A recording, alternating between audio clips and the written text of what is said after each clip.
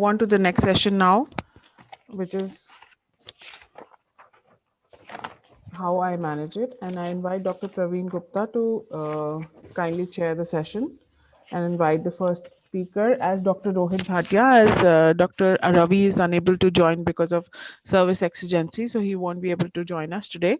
So Dr. Rohit Bhatia will be the first speaker of the day. Dr. Praveen, you may take over. In this session, welcome everyone to this session on how I manage it. It's a very practice or practical oriented session where we will deal with actual issues in patient management. And it is my pleasure to introduce Dr. Rohit Bhatia, who's a very well-known figure in the management of multiple sclerosis, who's been a mentor, teacher, and friend personally to me also. And it is an honor to ask him to speak on a subject that he is very well known for. So welcome Dr. Rohit Bhatia to speak on your subject, DMDs in multiple sclerosis, escalate or de-escalate. Dr. Rohit Bhatia, please. Thank you, Praveen, for the kind introduction. Am I heard, Praveen? Absolutely well, sir. Okay. And thank you, Achal and Professor Padma and all the team for giving me this opportunity. I think I'm surrounded by a host of friends and colleagues who are pretty much well versed with the management of MS, and I think I will be only reiterating what we do in practice. So I'll just keep my talk very practical and would try to bring in some elements of discussion, which would hopefully bring in some elements of a general genesis of management. So let's take on this one case. And this actually tells us what we could potentially do for a situation where we deal with such patients. So she's a young lady. In July 2016, she has this first event where she's treated and she improves about 70%. I would just like to reiterate that she improves 70% and has a mild difficulty in walking, and which is persisting. In October 2016, she again feels worsening of walking and slowly gets worse. At this moment, she started on interferon beta at another hospital. By December 2016, she's still more worse, and she complains that she intermittently gets, activities which make her fatigued, and she's not able to perform most of her things that she would do. But she was again treated with oral MPS, continued on beta interferon, and then she remained more or less stable since March till March of or April of 2017. She was first seen by us in May 2017, and at that moment she has an EDSS of already 3.5, and she has a lot of cerebellar findings. She has brainstem findings. She has a mild bladder, and she has a mild pyramidal dysfunction. We discussed at this point, because I felt with a fixed EDSS of 3.5, with this history of just preceding 6 to 8 months that she's so rapidly gone down. We discussed at this point about escalation therapy, because I was not very comfortable of her being on a platform therapy, but they preferred to wait because they felt that she's kind of stabilized for last 3-4 months. However, as expected, in July 2017, she again had a worsening where her ambulation got down. She had a rapidly downhill course with more ataxia, and her EDS has increased to 4.0.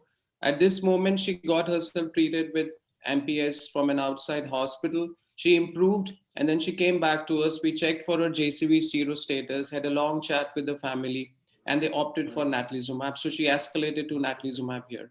She remained well thereafter, but in February of 2018, her JCV index increased to 0.54 and was in the positive range. We had a long discussion about the risk benefit of discontinuation or de-escalating or as changing to another therapy, but she preferred to continue, and we monitored her MR as well as her JCV status. In August 2018, her JCV went up to 1.52, which is clearly on the high side, and she had already completed close to about 14 to 16 doses of natalizumab. And we discussed about withdrawal and transition to another drug. And we increased the dosing interval to about 45 days because we didn't want her to get a rebound. At this moment, there was a discussion about whether she would continue in the same efficacy spectrum of agents, whether she wants to go ahead with fingolimod, whether she wants to transition to alemtuzumab, or whether she wants to consider a relatively a de-escalated therapy in the moderate range in an oral therapy. But she was very clear that she does not want a therapy which has an uncertainty because of the previous history and because she already was having mild to moderate disability. And after all the options, she opted and she preferred, and she was very consistent that she only would want a finite therapy with bone marrow transplant. In February of 2019, she again had a transient worsening where her ambulation dipped, where she was treated with methylprednisolone again and reverted back to an EDSS of 3.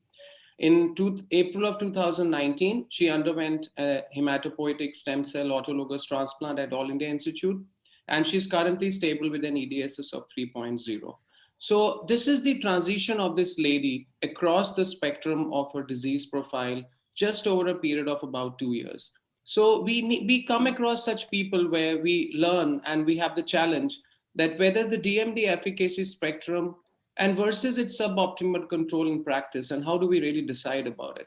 I always like to remember this diagram because it teaches us a lot, and we've learned about it over a period of time, that with the window of actual opportunities lies somewhere when patients are actively relapsing. With every relapse, they're losing neurons, and with every relapse, they're accumulating disability, and we really don't want that to happen. Once they transition to this brain volume loss and we stop understanding the inflammatory cascade of the disease, most of them start developing more cumulative disability.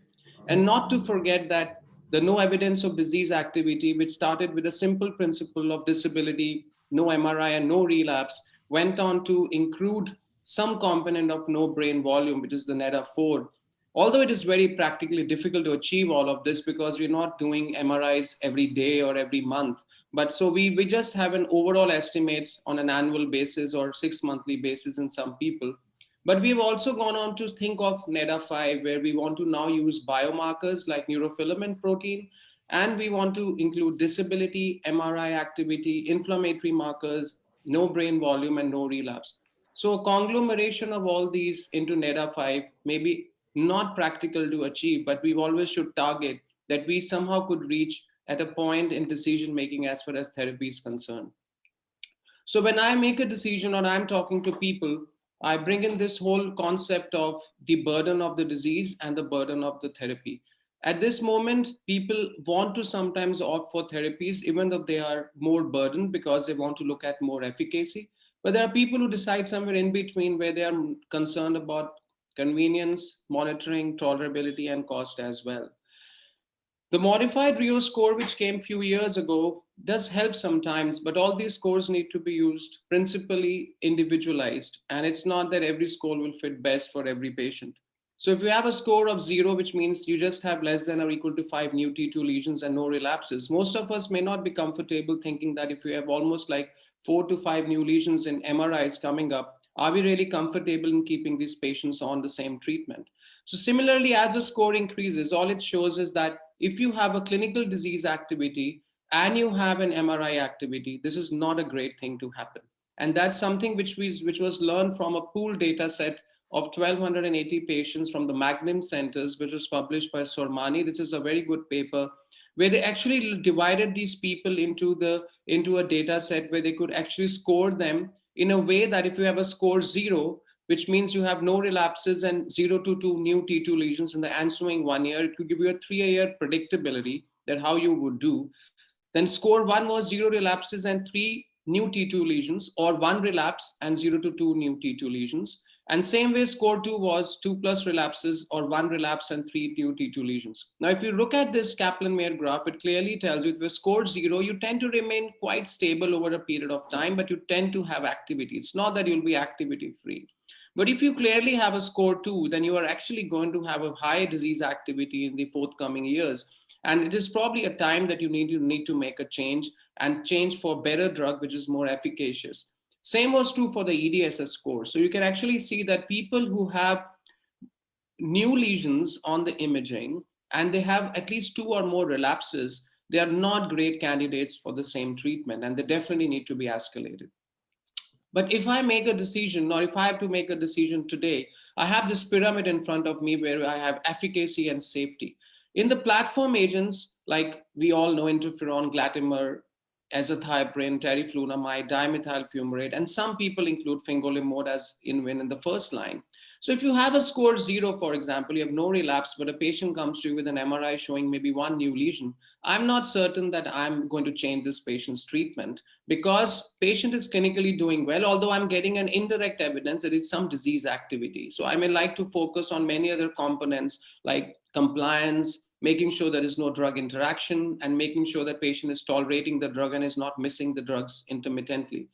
But if there is a patient who comes to us with, say, one relapse in the follow-up period and maybe one or two new lesions or multiple new lesions, there is a concern. And in that moment, I look into the previous disease history, what the patient's prior history was before I started treatment, how stable the patient was. Did he accumulate disability? Was he continuing to maintain his same EDSS score? And was he ambulatory independent? That moment you could make a first line switch within the platform agents, and you necessarily may or may not go to the second line drugs. But if you have a patient who has high relapse activity and more lesions, there is no question that it's going to be great to transfer him from one interferon to, say, glatimer, or interferon to teriflunomide or dimethyl fumarate. But the patient choices sometimes have to be brought in because there are people who may not opt for, let's say, fingolimod. There are people who cannot afford natalizumab. But there are people who may choose rituximab. Now, where there is an off-label therapy available, although this is kind of considered off-label, but I guess we have pretty much experience with rituximab now, and most of us tend to use it. So we have to use our wisdom at this moment, what the patient prefers to do. And if you feel a patient is a rapidly evolving syndrome, multiple relapses, increasing disability, you need to go to one of these stronger agents like natalizumab, alemtuzumab, rituximab. Ocrelizumab is not, of course, routinely available at this moment, or even go to hematopoietic stem cell transplant, depending whether the patient wishes to pass this transition period. Now, Canadian response to treatment, or the CANTOR guidelines, are again divided into the low, medium, and high category for relapses, for EDSS, and for annual MRI. So if you have a patient who's got one relapse in the second treatment year, or one relapse in the first treatment year, or more than one relapse in the first treatment year, can be easily divided into a low, medium, and high category. And same way, your transition to EDSS and the increasing lesions over a period of time. So if you have a patient who's had a relapse, progression, and MRI, then you hit the bar and you say that if I would change if all three are low, or two are medium, or even if the relapse or disease progression is high. So it's very, very critical to understand that we're looking at a patient in a wholesome pattern. And it's not that we're just following an MRI, but we're following the patient in totality. And that's what makes it very critical for a decision making. When I like to look at a decision making tree, I will also like to look at what are the patient's probabilities of having a disease-free status, or let's say an efficacy status. And if you look at this based on a grade recommendations data, which was published in JAMA way back, you look at that, you have actually a moderate and a high, or a moderate and a low efficacy grading, being a probability of how the patient will benefit for treatment, including relapses and including disability worsening. And we know that most of the platform therapies are actually on the low or a moderate category. So a patient who's having high disease activity is not probably going to be a great candidate to be transitioned to a moderate efficacy drug. We probably need to go to a highly effective agent. And that really shows us based on the data available. And the unfortunate part is we don't have head-to-head trials. And this data definitely comes from network meta-analysis or some head-to-head data of different agents. If you look at no evidence of disease activity, then you obviously see that this comes from smaller studies of 2 or 3 years from different trials, and they really don't give us a long-term goal. But as you're escalating to high effective therapies, the chances that you will have a NEDA is achieved more. And of course, it is maximum for the bone marrow transplant.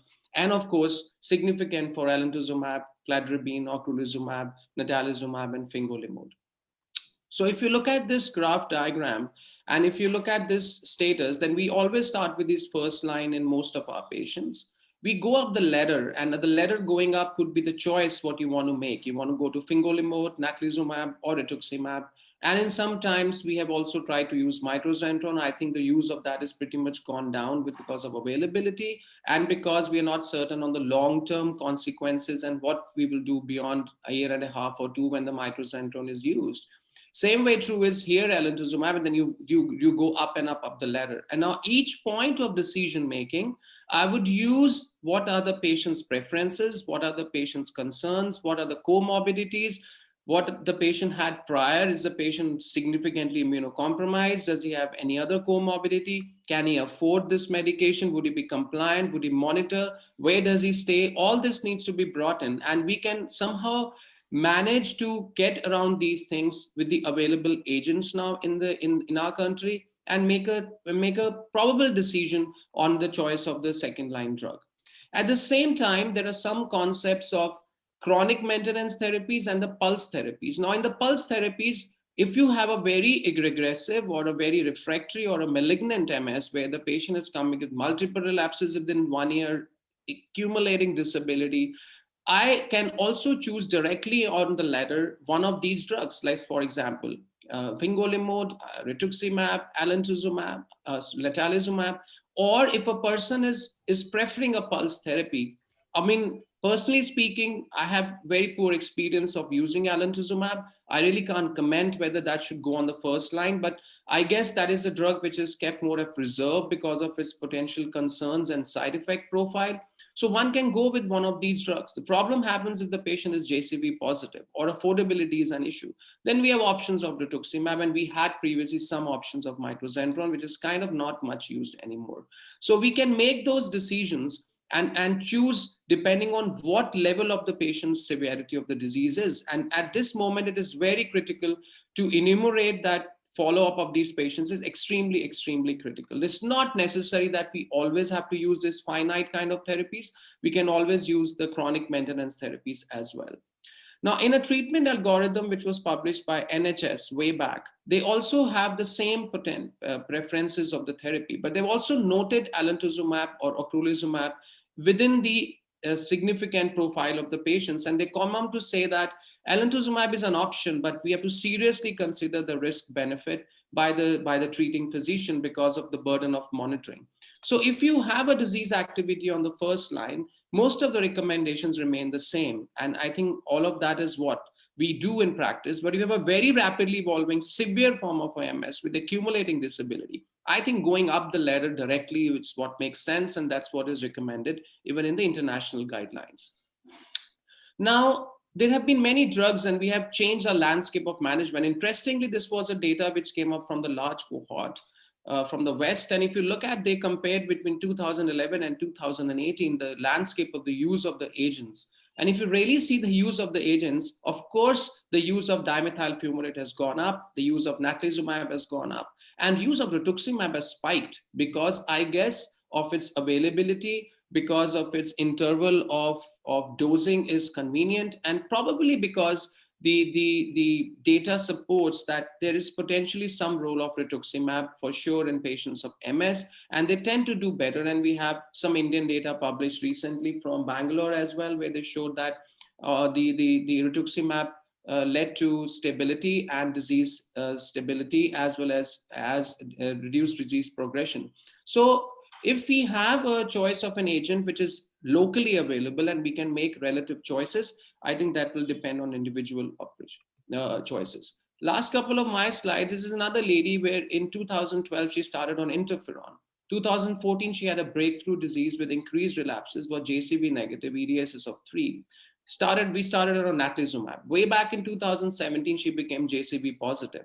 Now at this moment, her EDSS was just 1.5. She was doing well, and she had complete disease freedom for almost good 3 years plus. We discussed with her about transitioning to a different agent, but she preferred to go to a more oral therapy and a platform therapy, and was transitioned back. I would say a bit of a de-escalation here to oral dimethyl fumarate, and she continues to be stable thereafter. So individually, how patients will behave, we don't know, but sometimes we must bring in patients' preferences, even though they need to understand the risk benefit. So this was a kind of a de-escalation back to a maintenance therapy, and she's been doing well at this moment.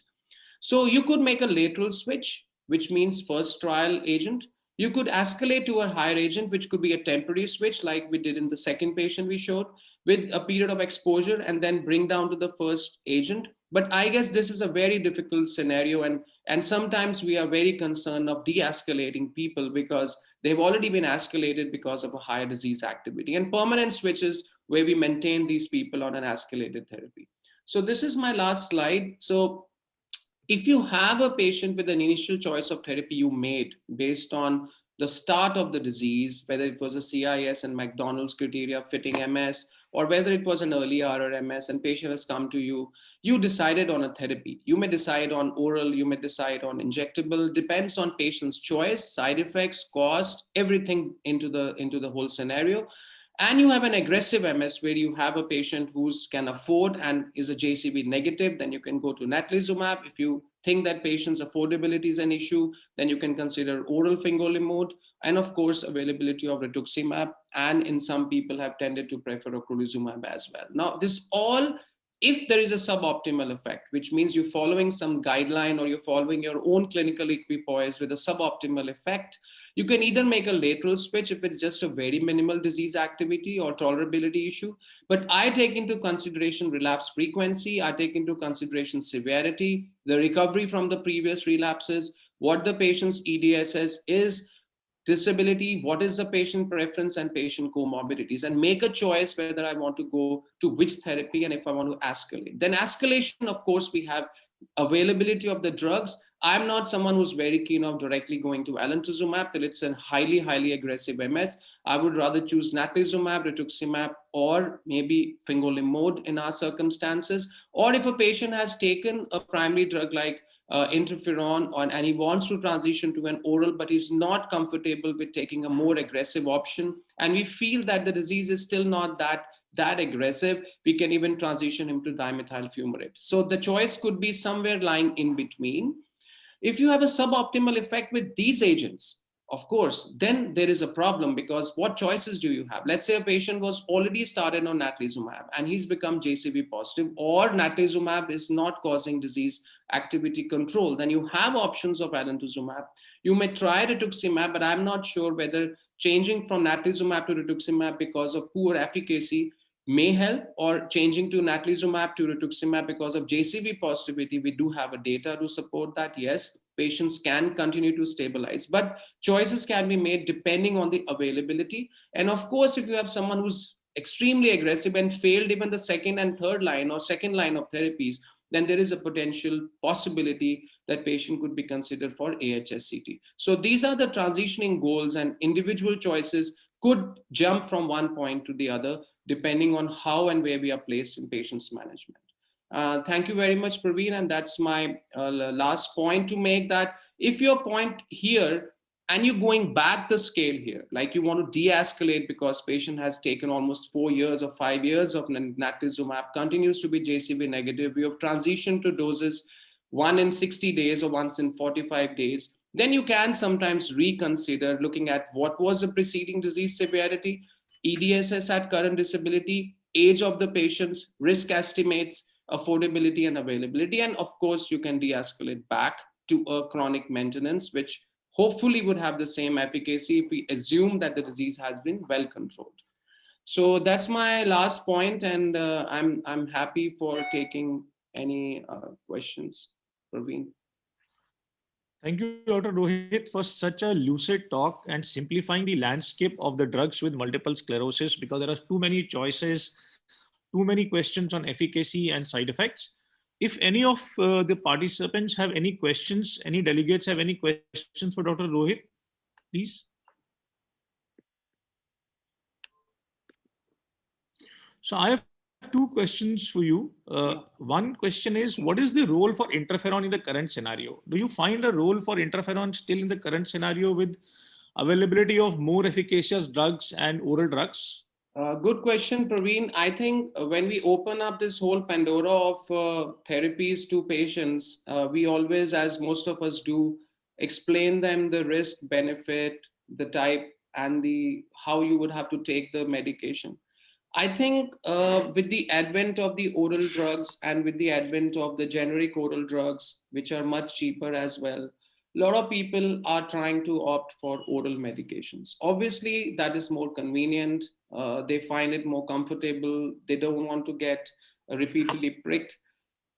But I tell you, there is a potential possibility that there have been patients who have told me that, doctor, see, I'm not a very compliant person. I'm someone who's not very keen of daily treatments. Give me something which is less frequent in its usage. There we have given them the options of the lesser frequency interferons, including once in 14 days of beta Plegridy, or we giving them once in a week, interferon beta 1A. So there are people who have opted, but again, between the choices of the different interferons, and if they have stable disease and they're just starting with the disease course, they have tended to opt for the once in 14 days injection. Of course, we can only give them the efficacy data of what is available. They generally tend to ask us what is the head-to-head comparison, but we tend to tell them through an indirect manner. But yes, there is a potential role still for people who wish to not go for drugs which require frequent monitoring. They wish to go for drugs which have they have a longer dosing interval. And for the people who think potentially they are less compliant. But yes, the landscape is changing, as you clearly said. Any questions from any of the delegates? You're welcome to ask your questions. So I have one more question for you. Because this MS affects a lot of women of childbearing age group, a pregnancy has a potential to modify our choice of the DMD that we choose in young women, actually. What is your view on that, sir? Yeah, you're absolutely right on that. And I guess if I see a young lady and who is married for almost 2, 3, 4 years, and then upfront when we discuss with them, we ask them that, see, we need to start you on treatment. You definitely qualify for that. And the discussion sometimes goes into a direction where they want to ask us and discuss about their pregnancy, because they've been married for 3, 4 years and they feel that they are almost 29 or 30 years of age. They have a concern about their fertility and all that. So depending on the disease severity, let's say, Praveen, you would see a lady who's had, let's say, a disease profile of 4 years of MS, and patient is already stable on a medication, and she now wants to decide on a family. Then you obviously tell them the potential mild to moderate uncertain risk just prior to the stopping, just after the stopping of the agent and prior to her conception for that month period or so, or 6 weeks period. But in general, the data has been, I would say, supportive of disease profile in pregnancy, although some new data had recently created a concern that it may not be as mild or benign as we think, but that is there. So the other scenario is if they have to start on a treatment. I guess if a patient is already on a very high disease profile activity, it would be preferred to stabilize her for a period of about 2 years, and then discuss with her whether she's comfortable in starting a family 2 or 3 years later. But if patient is absolutely stable, and let's say patient has had an event 1 year ago or 6 months ago, disease profile looks stable, sometimes one may have to give them the option of completing their family first and starting treatment. It may not be always an absolute answer. We all know that we are not comfortable of taking the medications, during pregnancy, and we will have to consider withdrawal, or we have to consider a medication in extreme circumstances with the data of glatiramer. But hardly any of our patients now take glatiramer acetate in routine practice. So I guess this would be an individualized decision, but we have ways to get around it, and I think we have to make those choices. Thank you, sir, for such a lucid and detailed answer to this very important problem that faces us. If there are no more questions from the audience, we will move on to the next topic. Thank you, Dr. Rohit, for such an interesting, lucid, and informative talk, and making our practice better. Thank you, sir. Thank you for your kind words. Next up is the topic on refractory myasthenia. And myasthenia is a very important clinical problem because it is a treatable problem, but it is a fluctuating course of illness, and we have to take many decisions in myasthenia, whether to escalate therapy, how to escalate therapy, and we have many options. It is my pleasure to invite my batchmate and friend, Dr. Ashish Kumar Diggal, who is Associate Professor of Neurology at GB Pant Institute of Postgraduate Medical Education and Research in Delhi, who has more than 30 national and international publications and has interest in headache, neuromuscular disorder, and demyelinating disorder, to speak on refractory myasthenia. Dr. Ashish Duggal, please. So thank you, Dr. Praveen. Nice to meet you here. And thanks for the kind introduction. So I will just start the presentation, and I would also like to thank the organizers for giving me this opportunity. And as Dr. Praveen said, myasthenia topic, and it's a relapsing and remitting kind of disorder, just like multiple sclerosis, sometimes respond very well. But some patients may not respond, almost 10 to 25% patients may not respond to the first line therapy, and they will be classified as refractory myasthenia gravis. And so it's important to know how to manage this. So I will start with the case unit here. This was a 23-year-old female diagnosed as AChR antibody positive generalized myasthenia gravis in March 2019. She was initially started 30 milligrams, was gradually increased to 40 milligrams along with azathioprine and pyridostigmine. Unfortunately, she had also developed pulmonary COX at that time, so probably the physicians treating her were not comfortable in increasing the dose of prednisolone at that time. She was continued on this dose for 3 months, and after that tapering was started. But she had continued to have lower limb weakness. It was thought that this was probably a steroid-induced myopathy which was causing this lower limb weakness. So the tapering was from 40 milligrams and it came down to 30 milligrams, but on tapering the weakness increased. So once again the dose was increased to 40 milligrams. There was some improvement, but because of that the glucocorticoids were again tapered over 9 months to 2.5 milligrams OD. But then she again developed worsening of weakness in June 2020, and she presented to us in August 2020 with bulbar symptoms and worsening proximal weakness in both the upper limbs and the lower limb. So what should we do? So in the next few slides, I will try to answer these questions. What to do with these kind of patients. So myasthenia can be classified as ocular or generalized, early onset versus late onset, thymomatous or non-thymomatous, and AChR antibody on the basis of the antibody profile as either as AChR positive, MuSK positive, or LRP positive or seronegative. This classification has an important therapeutic and prognostic implications, as we will see later. So what is the treatment goal of myasthenia? So when we see a patient of myasthenia, the treatment goal as defined by guidelines is that we should be able to achieve a minimal manifestation status or better. The minimal manifestation status is when there are no symptoms of or functional limitations from myasthenia gravis, but the patient may have some weakness on examination of some muscles. Now, depending upon what treatment the patient, it has been further classified into MM0, 1, 2, and 3. And ideally, it would be better if we could, in all patients, we could taper off the acetylcholinesterase pyridostigmine. To do that, that means that there is no symptomatic benefit from the pyridostigmine and really achieve the minimal manifestation or remission. So remission is when there are no symptoms or signs and no weakness of any muscle on examination except mild weakness of eyelid closure. Patient is on treatment and has not been on treatment for the last 1 year. So this is a remission. And if it has been on taking some treatment, either immunosuppressants or acetylcholinesterase inhibitors, then this is a pharmacological remission. So before going on to the refractory myasthenia, it's actually are treating ocular myasthenia, myasthenia gravis. So when we are treating ocular myasthenia, the initial treatment line is we start on pyridostigmine. If the patient does not achieve a minimal manifestation status, as will be the case in almost 40 to 50% of the patients, then we start steroids. So these can be started in an incremental dose, starting with a dose of 5 to 10 milligrams per day and increasing to a dose of either 0.5 milligrams per kilograms per day or 0.75 milligrams per kilograms every alternate day. Once the patient achieves a minimal manifestation or remission status, this dose is maintained at full dose for at least 2 to 4 weeks, and then this dose can be tapered off gradually, very slowly, to a low dose of around 5 to 7.5 milligrams every.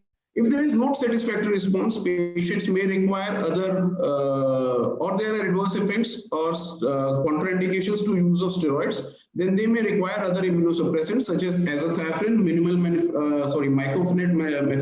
mycophenolate, or methotrexate. So remember here that the dose is 30 to 40 milligrams per day or 40 to 50 milligrams every alternate day, and the duration for this is almost 1 to 2 months. For generalized myasthenia, again, we can try pyridostigmine initially, but other than the patients with early myasthenia gravis, most patients will require some form of immunosuppressions. And the most commonly, again, we will start with steroids. And if the patient has a mild or moderate myasthenia gravis without bulbar symptoms, we can use an incremental dose, again starting with a low dose, going up to a maximum dose of 1 milligram per kilogram per day or 1.5 milligrams per kilogram per day, which is increased satisfactory symptom control. And once minimal manifestation status is achieved, then continue this dose for 4 to 6, bring it very slowly to a dose of almost 7.5 to 10 milligrams every alternate day. On the other hand, if there are patient has got bulbar symptoms or severe myasthenia gravis, then one can go straight away to the high dose of 1 milligram per kilogram per day or 1.5 milligrams per kilograms every alternate day. And along with that, these patients would require to be admitted and may require a cover of IVIG or plasma exchange during this when this high dose is started because of the risk of steroid-induced exacerbations. In these patients, one may consider long-term immunosuppression at the onset itself, because these patients will usually require long-term steroids, and the complications of the side effects of the steroids will ultimately be harmful, and these patients may not respond completely to steroids alone. So long-term immunosuppressions in these patients may be required. In all these patients who are AChR antibody positive, thymectomy must be considered. And immunosuppressants can be added if there are significant, if they have not been added earlier, they can be added adverse effects to steroids if there is an inadequate response or there has been a relapse when on tapering and we are not able to achieve a dose of less than 10 milligrams alternate day. So if on tapering there is a relapse, then immunosuppressants can be added. So if there is an exacerbation, one should monitor closely.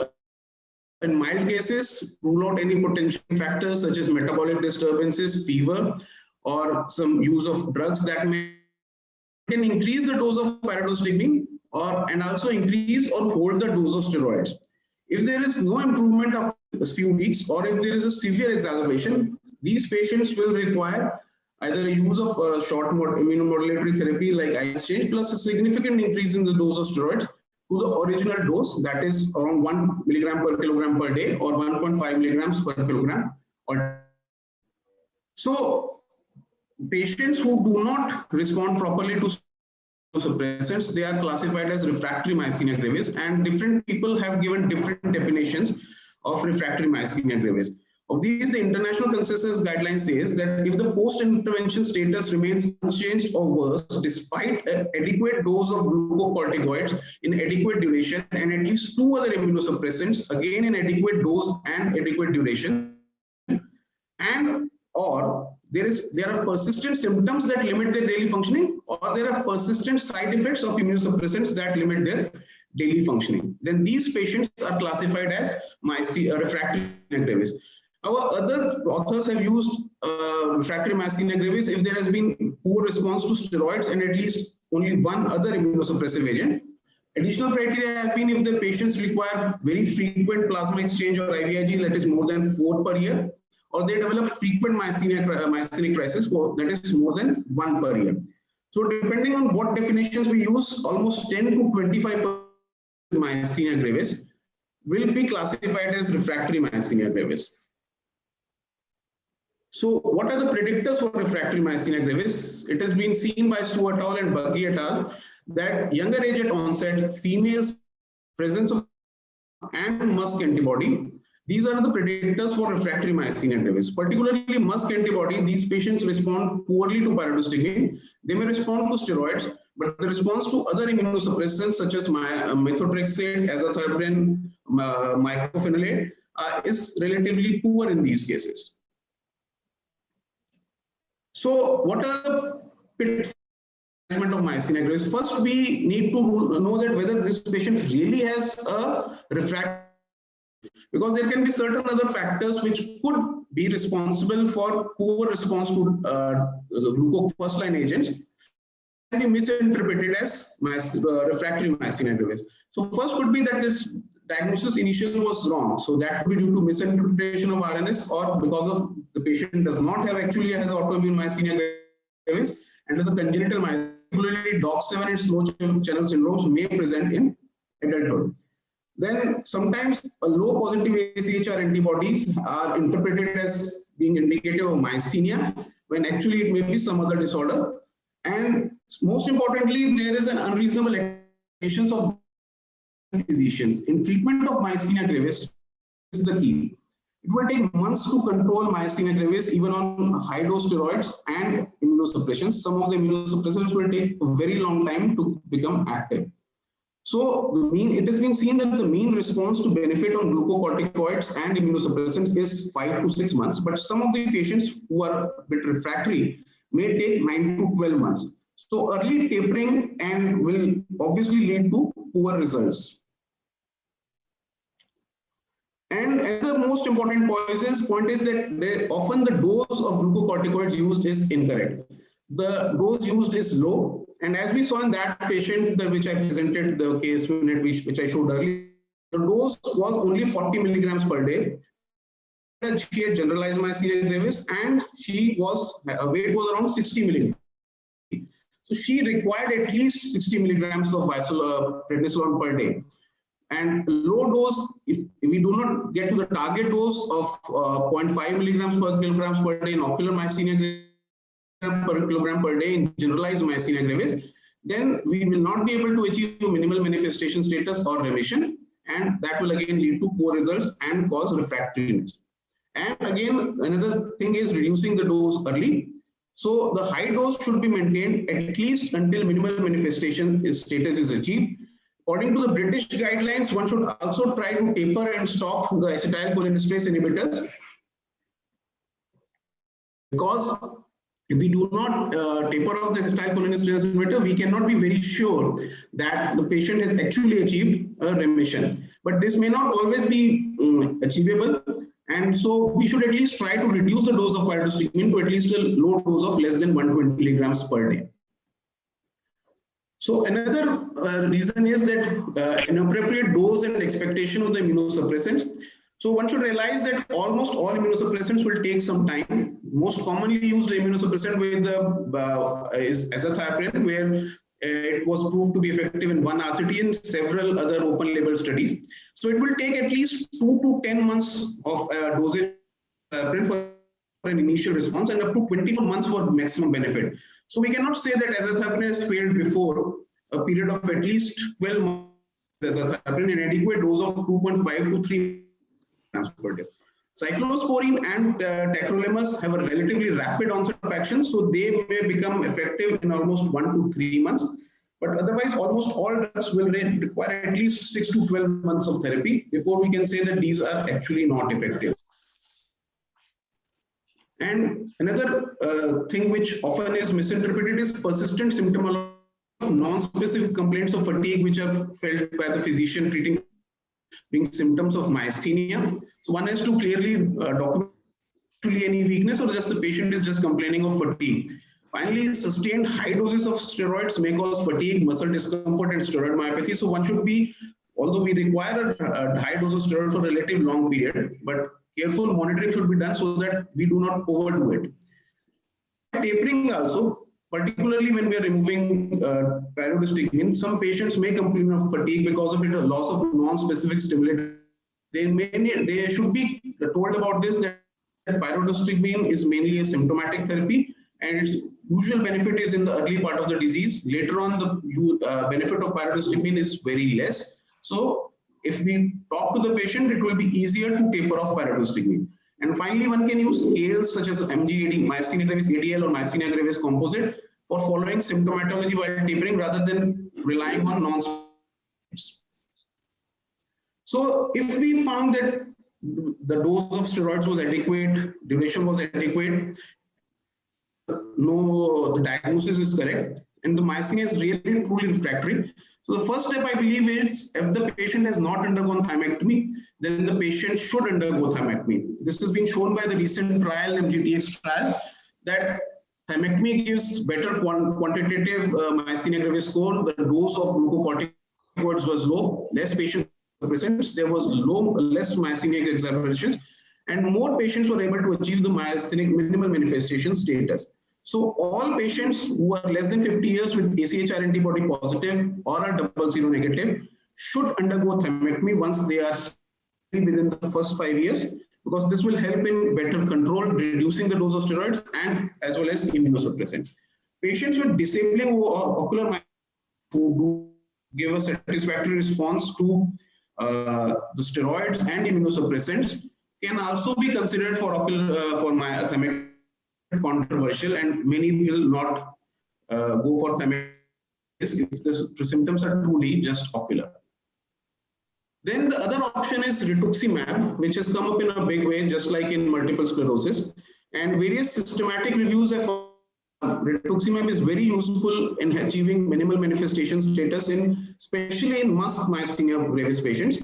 Though its utility in AChR antibody positive or non-MuSK myasthenia gravis is suspect. So in MuSK myasthenia gravis, almost will have a positive response to rituximab. Though in acetylcholine receptor antibody, the response is around in the rate of 20 to 30% of the patients. So there was a randomized control trial, BEAT-MG. The results were only preliminary results were published. This was done in AChR antibody positive patients, and this was basically a negative trial. There was no different dose in both the placebo and the rituximab dose. But this was an underpowered trial. There was the patients were mostly had mild to moderate disease and none of disease. So probably there was no significant difference in between these two groups. On the other hand, there was another recent study by Bronner et al., which was published in just last year. This was non-MuSK myasthenia gravis, and in this case, they found that whether rituximab was or later, that is less than 12 months of onset or more than 12 months of onset, and they found that the earlier use of rituximab, the earlier remissions, fewer use of rescue therapy, and minimal or no need of additional immunotherapy. Again, the time to peak response with rituximab is around 4.5 to 5.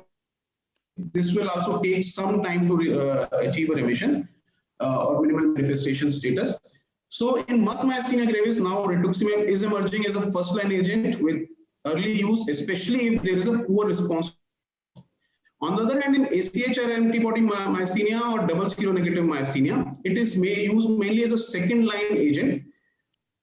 Used in mild to moderate myasthenia gravis is not very clear, though it can be used in severe myasthenia gravis. The dosing is similar to what we use in NMOSD, and however, the retreatment here is not very clear. And there are three options which people use. The first is that if they use only in case of a clinical relapse, but I believe the better is infusions of 2 grams or 2 grams every 6 months or 1 grams every 3 months. Finally, one can also do testing for re-emergence of CD27 cells, and whenever the CD27 cells re-emerge, a repeat dose can be given. But in our scenario, I think fixed infusions are the best. At least 2 grams every 6 months is what we are following. So after rituximab, another option is cyclophosphamide, and there was a placebo-controlled trial of 23 patients where cyclophosphamide proved to be useful with a decrease in the glucocorticoid dose of in patient giving cyclophosphamide 500 milligrams per square monthly for 6 months, and then alternate months for a total of 9 doses. So, however, cyclophosphamide is very toxic. There is a risk for leukopenia, hemorrhagic cystitis, bladder carcinoma, and this can be kept as a reserve drug if rituximab is not available or if price is an issue. Finally, if another option is that there are one can use chronic maintenance IVIG or plasma exchange therapy. This can be used to maintain remission in patients with myasthenia gravis. However, to back this approach, and this approach is entirely empirical. It may be successful in some refractory patients, but again, this will be not a very convenient IVIG or plasma exchange, especially plasma exchange every 1 to 2 months. So this is not a very good approach, but if rituximab is not available or cyclophosphamide, the patient is not willing to take because of the increased side effects, this is also an approach that can be considered. Finally, there is eculizumab has been used, which is a human monoclonal antibody that binds to C5 and inhibits the formation of the membrane attack complex. A recent trial, REGAIN trial, found that eculizumab was very useful in AChR antibody positive patients, and there was a more than 5-point improvement in the quantitative myasthenia gravis scale score, and the rate of myasthenia gravis exacerbations was also better, was less in the eculizumab group. So this has been approved by FDA for use in refractory AChR antibody positive patients. Obviously, it cannot be used in MuSK positive patients, because in the MuSK positive patients, there is no role of complement binding in the pathophysiology of MuSK positive. The dose is 900 milligrams infused weekly for 4 weeks, followed by 1200 milligrams a week later, and then 1200 milligrams every 2 weeks. Important here is that the patients who are going on eculizumab will require meningococcal vaccination and oral antibiotic prophylaxis, because eculizumab can cause severe meningococcemia because it is inhibiting the membrane attack complex. Then there are some investigational therapies which are currently in ongoing trials. For example, bortezomib is also being tried. Then oral tolerance in the form of nasal GI mucosal immunology, oral tolerance therapy, and bone marrow transplant is also under investigation in myasthenia gravis. But these are all investigational therapies, so not yet available. So finally, I will just close my talk with this algorithm, which I believe can be used to manage refractory myasthenia gravis. First, we should rule out whether the treatment given has been appropriate. So the dose of steroids and immunosuppressants have been in adequate dose. The duration has been adequate. Tapering of prednisone has been very slow. If this has not been there, then just because we had not given an adequate immunosuppression. Then we should look out for alternate causes of muscle weakness. For example, particularly non-adherence to treatment, any occult metabolic disturbances, and not to interpret non-myasthenic fatigue as weakness. In patients with MuSK myasthenia gravis, if the steroids response to steroids has been poor, then rituximab now is considered as an early first-line therapy. So patients should receive rituximab, especially moderately severe patients with poor response to steroids. They should receive rituximab as first-line therapy rather than on mycophenolate. On the non-MuSK patients, one should consider thymectomy if it has not been done. If it has been done, it is prudent to rule out any residual thymic tissue and redo residual thymic tissue is found. If the thymectomy has been done and there is no residual thymic tissue, yeah, this is the last slide. I'm just completing. So in mild to moderate cases, we can use another immunosuppressive agent such as cyclosporine or methotrexate. And with non-MuSK patients, we can use either rituximab or chronic IVIG or plasma exchange. If rituximab does not give a good response, then alternatively we can go to cyclophosphamide. So that's all, and thank you. Thank you, Dr. Ashish, for such a lucid talk on myasthenia. You have comprehensively covered all aspects of myasthenia. But since we are running short of time, we would not take any questions now, and we will straight away move to the last talk of this session. Last talk is by Dr. Rajesh Kumar Singh, who is an assistant professor of neurology at AIIMS, New Delhi. He has 27 publications and his interests are neuroimmunology, neuroinfection, and stroke. Dr. Rajesh will speak on a very important clinical subject, which is tuberculomas without tubercular meningitis. Tuberculoma management has a lot of caveats on how many drugs to give, how long to give, when to switch drugs, when to de-escalate therapy. So Dr. Rajesh Kumar Singh will enlighten us in practice on how to manage tuberculoma and the anti-tubercular therapy. And I will request Dr. Singh to please stick to time because we're already running late. Dr. Rajesh Kumar Singh, please. Thank you to the organizers for giving me the platform to speak. And my topic today will be tuberculomas of CNS without TBM and how we manage it. So we know CNS tuberculoma is the most severe form of tuberculosis, and it accounts for almost 1% of all TB cases and about 5 to 10% of extrapulmonary cases. The drug regimen used we will talk basically about the tuberculoma without TBM. So drug regimen and duration of treatment for tuberculoma alone is very limited data. Regarding tuberculoma, we all know about the location. It is mostly supratentorial in adults, infratentorial in children, and the subcortical location it is there. And if there is preceded by TBM, then it can be there in the deep seated location, like in the basal ganglia, cerebellum, and brainstem. So the clinical features can be like any intracranial space occupying lesions, and the constitutional symptoms are usually absent, can be found only in fever in 10 to 20% of cases. So how to diagnose the tuberculoma? Basically, CSF examination, which we do, is usually normal. We should try to look for the coexisting tuberculosis elsewhere in the body. So we should do chest X-ray, we should do ultrasound, we should try to search for tuberculosis anywhere inside the body, so that it will help in the diagnosis, because biopsy is the ultimately gold standard, but it cannot be done in all patients. And eventually we have to rely on the imaging finding also. So there are many causes of ring enhancing lesion in the brain, and the most common which in India which we see is the neurocystic psychosis and the tuberculoma. Besides this, it can be malignancy, it can be glioma, it can be other infective inflammatory causes like sarcoidosis also. So basically we can differentiate, we should be able to differentiate between NCC and tuberculoma imaging wise. So depending on the stages, it has different MRI characteristics.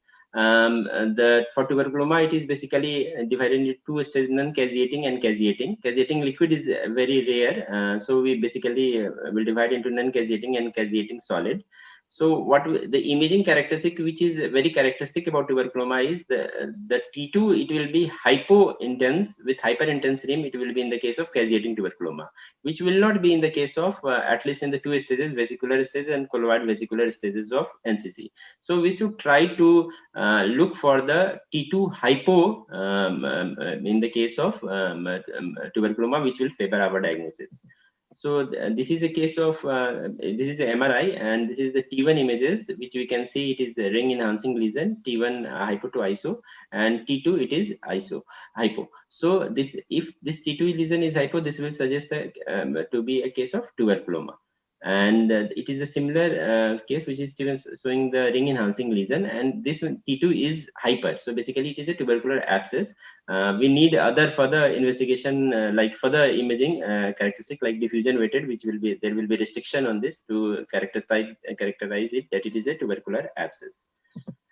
This is a prototype case of NCC. We can see that on the T1 it is showing scolex, it is hypo, iso, and on T2 it is hyper, and there will be complete suppression on the FLAIR images. So by these features we can differentiate, although there we need MRS, we need this what is the size, what is the location, whatever, whether conglomerate lesions or not, what is the midline shift. Based on these features we should be able to differentiate between NCC and tuberculosis. So coming to one of my case, a 30-year-old lady presented with 2 episodes of left focal seizure with secondary generalization for last 1 week and headache for last 1 week. So this was the imaging.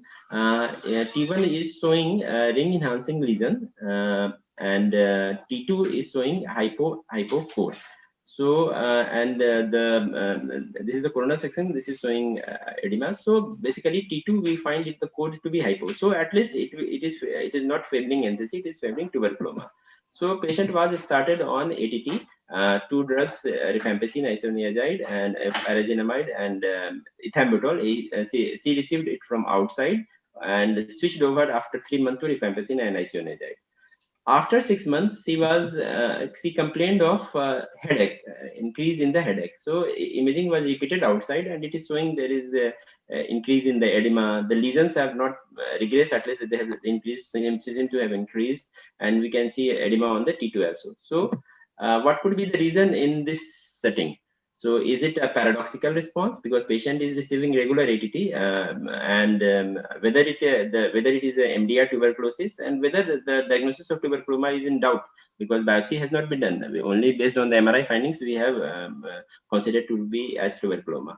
So the patient outside she received some course of 20 days of steroids and was referred to our center for further management, but she could not come because of the lockdown.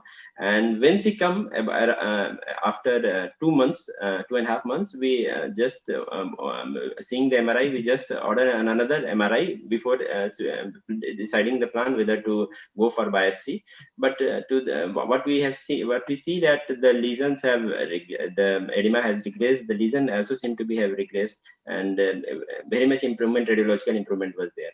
So only giving the steroids, as she has received only steroids and has continued the rifampicin and isoniazid, the lesion have improved. So this is the paradoxical response, and we know that if a patient has started on ATT, there may be initial improvement, but the pre-existing tuberculoma may increase in the size, new lesions may appear, and this is very common in tuberculoma. And usually paradoxical response is seen in first 6 months of the cases, but has been reported as late as even 1.5 years and 1 year after starting ATT. When we found that the paradoxical response, the worsening due to paradoxical response, it is found in up to 6 to 29% of cases. But if we do serial imaging and also include the asymptomatic cases, the incidence can go as high as 65%. The pathogenesis remains unclear and may be an aberrant immune response to tubercular antigen rather than the failure of tubercular treatment. The treatment, there is no any RCT or something like that, but yes, what we have learned that it responds very well to the corticosteroids. Sometimes we need thalidomide, and even TNF alpha agonist has also been used. So the second possibility was could it be if it had been MDR TB? So for tuberculoma, again there is paucity of information on MDR TB among extrapulmonary tuberculosis. With the use of GeneXpert, we can diagnose the drug resistance in extrapulmonary tuberculosis. MDR, first we should know the definition of what is MDR and what is XDR. MDR is resistant to at least isoniazid and rifampicin. And XDR is besides isoniazid and rifampicin, there should be resistant to any one of the fluoroquinolones and at least one of the injectables. The common for Mycobacterium isolation, what we do is some phenotypic test and genotypic test. In the phenotypic test, we do the microscopy, the culture, LG media, and BACTEC culture. And for the genotypic test, we routinely do now PCR and GeneXpert. GeneXpert is very helpful. It helps in the not only in the isolating the Mycobacterium complex, also the knowing the rifampicin resistance. So and GeneXpert Ultra has another. It has a sensitivity as high as 70% as compared to 55% of the GeneXpert, and it has now come away. And another is LinePro assay, which can detect the rifampicin as well as isoniazid resistance. So we should try to get the resistant pattern if it is there. So it will help in the management. So what is the best regimen for MDR tuberculosis is unknown. What we follow that still the WHO guidelines for the MDR pulmonary tuberculosis should be used, but we should know that the drugs which have good penetration into the CSF, we should try to use those drugs like fluoroquinolones, ethionamide, cycloserine, and linezolid. These are the drugs which have very good penetration into the CNS. So regarding the medical management of tuberculoma, treatment of intracranial tuberculoma is similar to that of TBM and includes tubercular therapy along with steroids. The WHO guidelines recommend that 9 to 12 months course of tubercular treatment for CNS TB when the Mycobacterium strain is sensitive to all drugs should be used. But particularly for tuberculoma, there is no such guideline. It is for the tuberculosis alone. So commonly we use, there is no separate data for tuberculoma. The drug we use are rifampicin, isoniazid, paragenamide. Regarding the fourth drug, there is always a controversy whether we should use ethambutol, we should use streptomycin. Ethambutol has a very low CSF penetration even in the inflamed meninges, and streptomycin has side effects like it has caused ototoxicity, and though it can in the inflamed meninges it has CSF better penetration than ethambutol, but in the uninflamed meninges it has poor CSF penetration. Regarding whether to use high dose rifampicin, various trials have been done. One trial has been done in Indonesia, which shows they have used rifampicin in the IV preparation, and they have shown that there was mortality benefit. But again, the similar study when done in Vietnam with the higher dose of rifampicin, 15 milligram per kg, they do not show any mortality benefit. So there is still, it is not clear whether we should use a higher dose of rifampicin or we should, but till date we follow the 4 drugs regimen, and we can prefer streptomycin and follow it for with rifampicin and isoniazid for next 10 to 12 months. So duration of tuberculoma, again, the routine duration of TB treatment in intracranial TB cases include 9, 12, 15, 18, depending on the clinician preference. And the basis was that many studies have seen that if even they receive 12 months of treatment, there is persisting enhancing lesion in about 70 to 82% of cases. This was the study done in our center in AIIMS, and it was a ambidextrous cohort study, and it was found that about 244 to 45% of tuberculoma and tubercular meningitis common were studied, and the pure tuberculoma without tuberculoma meningitis were 46 patients. And we could see that what was about 1/3 of the patient received about 13 to 18 months of treatment. Rest of the 1/3 received about 90 to 24 months of treatment, and only about a few patients have received more than 2 years of treatment. So majority of them have received between 1 to 2 years of treatment. And when we follow the imaging, about 35% have there was resolution of tuberculoma. In 24%, the tuberculoma has resolved, is improved, lesion has decreased, but still persisting, and about 35% it has become calcified. So, and in only 1%, one case out of 46 patient, one has increase in the size of the tuberculoma when the ATT was stopped after 20 months or so. So it is not very common that when we stop treatment, the size, the tuberculoma worsens. So even after 4 months of tuberculoma, there are various studies in which they have persisted, lesions have persisted in 22 to 46% of the cases. So what is the treatment of persistent intracranial tuberculoma? There are 2 schools of thoughts. One favor that the treatment should be continued until that there is a radiological resolution of enhancing lesions. And another group thought that if we have treated adequately, suppose 18 months of treatment, that does not reflect, if the lesion persists beyond that, it does not reflect treatment failure, but rather represents a persistent immune response at the disease site that has been sterilized. So, so still we don't know, but yes, in the recent meeting also, most of the clinicians in the favor of in tubercular consortium meeting that after 18 months, if their lesion is persisting, and we can follow them simply, and we can repeat the imaging, and if it is not increasing, we can conclude that it is just an immune response. So coming to the MDR tubercular regimen, we don't have any MDR tubercular regimen particularly for tuberculoma. It has to be taken with the pulmonary tuberculosis only. Any patients with who are the patients which we will consider for eligible for MDR. So any patient with rifampicin resistant only, in which isoniazid resistant is absent or unknown, we should be treated as MDR TB. And the MDR TB should include, besides pyrazinamide, 1 fluoroquinolones, 1 injectable like amikacin, kanamycin, and we should add 2 agents from this group 3. This should include ethionamide, cycloserine, linezolid. And if we can't use among ABC category, then we can simply add also high dose isoniazid and ethambutol. The newer oral drugs and like bedaquiline and delamanid, they have CSF penetration is not well known. So this is basically for pulmonary tuberculosis, but for CNS tuberculosis, we should use the drugs which have better CNS penetration, like group C drugs. So duration of Dr. Rajesh, we would like to. at least 8 months intensive should be given as per WHO, and 20 months total length of treatment should be 20 months in most patients who are not previously treated for MDR-TB. Rajesh, we are running short of time, so please. The corticosteroids, the meta-analysis has been done, which has shown that there is a mortality benefit in HIV-negative patients, but for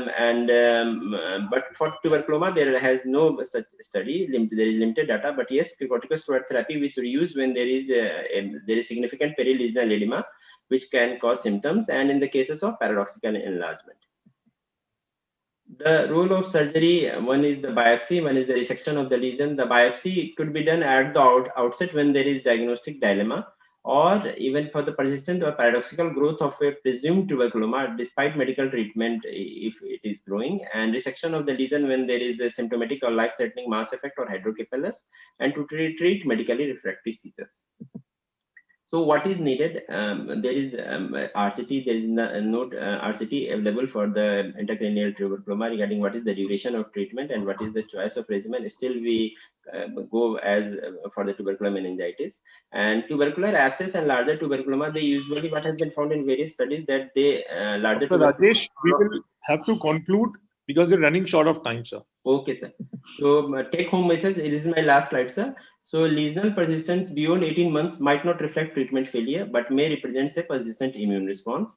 And we should weigh the benefits and risk of biopsy against those of commencing second-line treatment empirically for suspected MDR, or persisting with first-line treatment for suspected paradoxical reaction. Thank you, sir. Thank you, Dr. Rajesh, for such a detailed and lucid presentation. Though there may be many questions, but we are running short of time, so we will have to take questions during the lunch hour. So I will close this interesting session of what I do in practice. We have had interesting topics, very well covered by the three speakers who have spoken. So I conclude this session and hand over the baton to the organizers. Thank you very much.